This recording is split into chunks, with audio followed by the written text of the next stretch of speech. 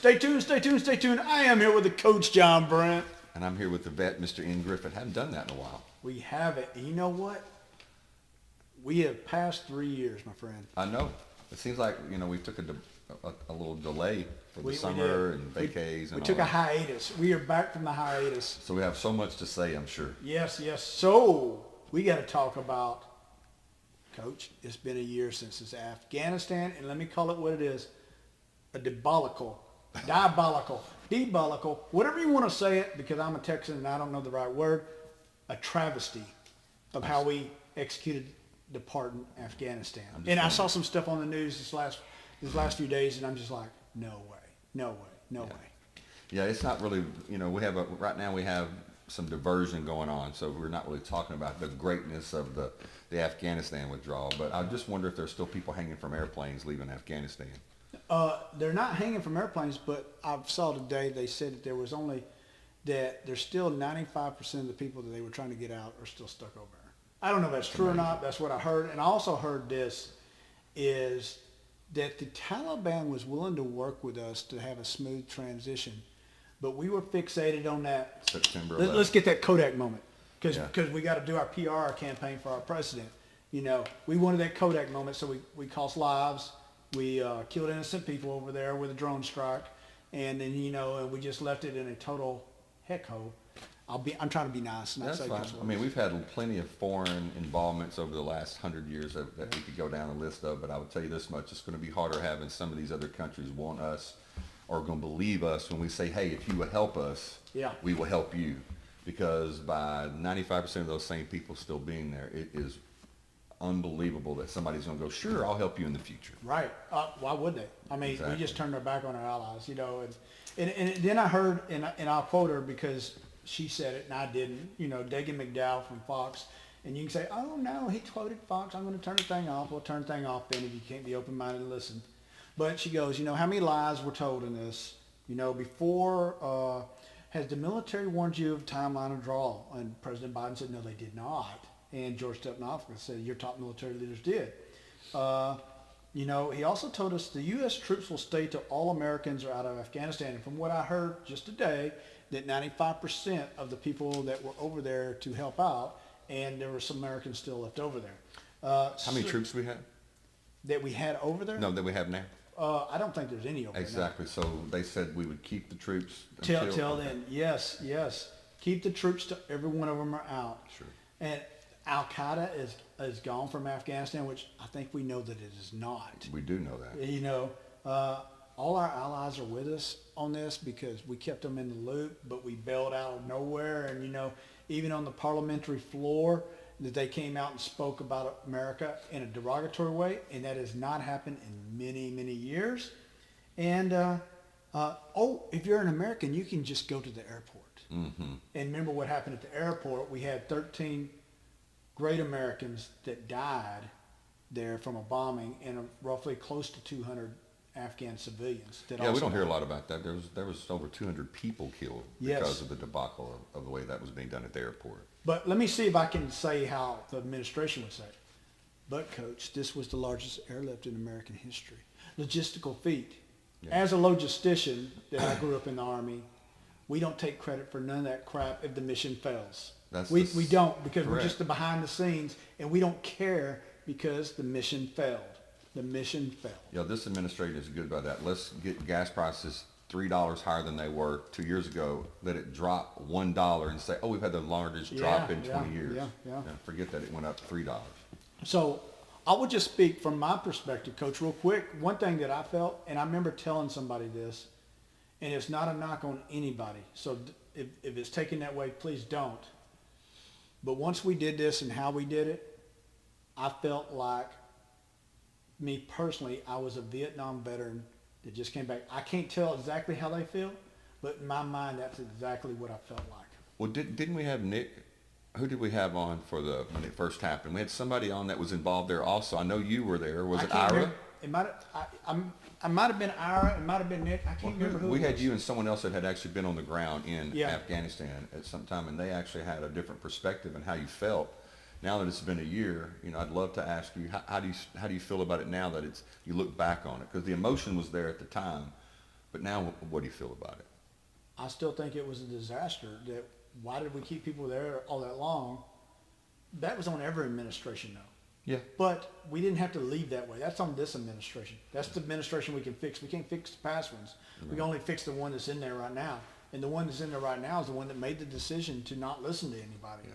You know, anybody with any sense, and I brought this up we would have kept, we would have kept Bagram, we would have kept that. Anybody with any sense would have put a carrier off the port of Karachi and done flyovers because those guys don't like that stuff. Right. And it would have kept people safe. Anybody with any sense would have thought that the military was the last to leave. Exactly. But, we saw how the generals were in the briefings. They were like, let me look away when you ask that question because I really don't want to answer that question type deal. Right. Because that's exactly what happened. And, I'll talk about the good things, but I won't talk about that type deal because they didn't want to throw the commander-in-chief under the bus because we know what happens when a general officer throws the commander-in-chief under the bus. Absolutely. They're not general officers. Well, it's one of the things this administration has learned that's learned to perfect is if there's 10 things that happen and 8 of them are bad and 2 of them are positive, let's just pump up the 2. Let's don't talk about the totality of a mission or an act or anything that they want to do in Congress or anything they want to pass. They just talk about and pump up the 2 things that they can applaud, but they don't really address the whole issue of the ineptness that it happened with, So. And we talked about this, we talked about it right after that happened and after the first of the year, that I said, most likely there'll be a domino effect of this, and we'll see Russia invade Ukraine. You did say that. And it will have problems with China. You said Taiwan. in 6 months, and it was about 6 months to the point.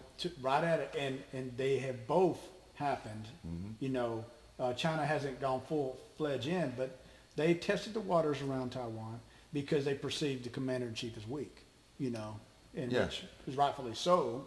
And like you said, it's not that we were there too long. Any administration should have pulled out, and this was a perfect time for it. But like even someone that has no military experience at all says, you get the people out before you let the military leave. And if you do it backwards, then this is what happens.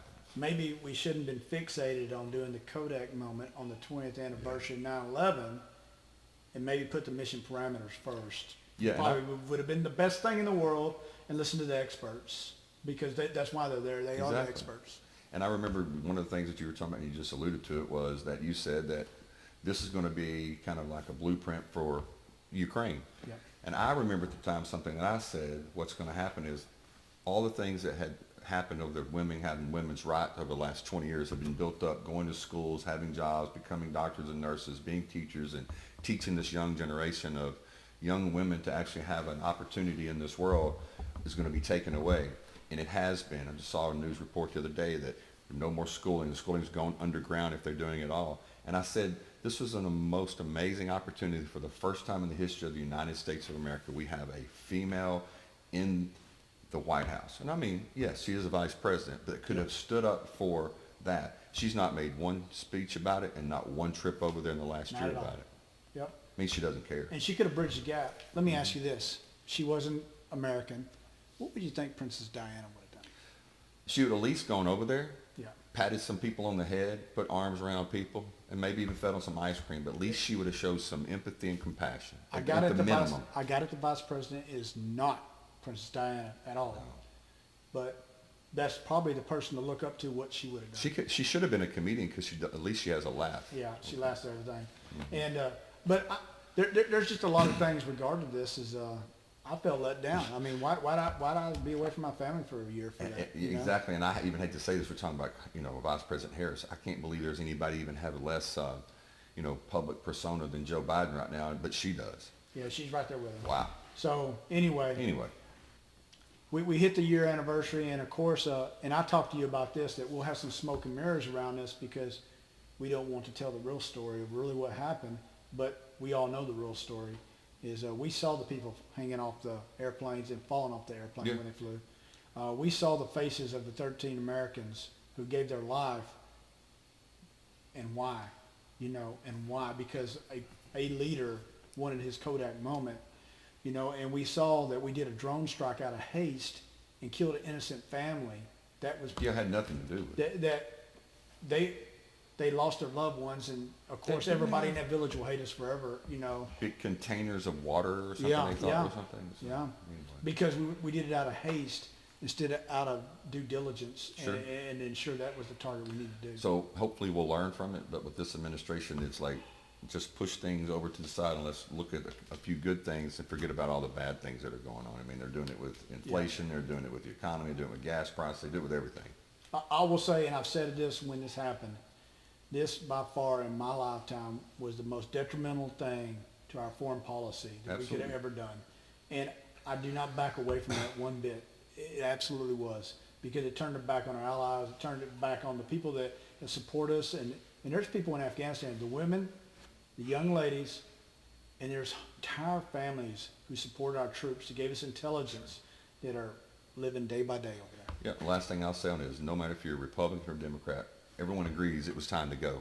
Yeah. But it's how you leave. Yeah. And the people that are complaining about how they left and how we left, excuse me, it's not because there's an R beside their name. It's because they look at it and go, are you kidding me? You get the people out, then you pull the military, then you're gone. But when you do it backwards and people die, especially Americans, you're like, come on, man, lead us better than that. I'll just say it like this, and this has changed subject a little bit, but it kind of puts it on there. I just went to some concerts, and at the end of the concert, they all come out the end of the stage and they bow and they say goodbye to us. Yeah. Or you can strum the last lick and walk off the stage and have the lights go off and nobody knows what the heck's going on. And that's exactly what we did. Yep. They're still probably going, is there an encore? Yeah. Yeah. Anyway, So, from the coach, to the vet. it's time to stay tuned, stay tuned, stay tuned. Welcome back, my friend. Yes, sir.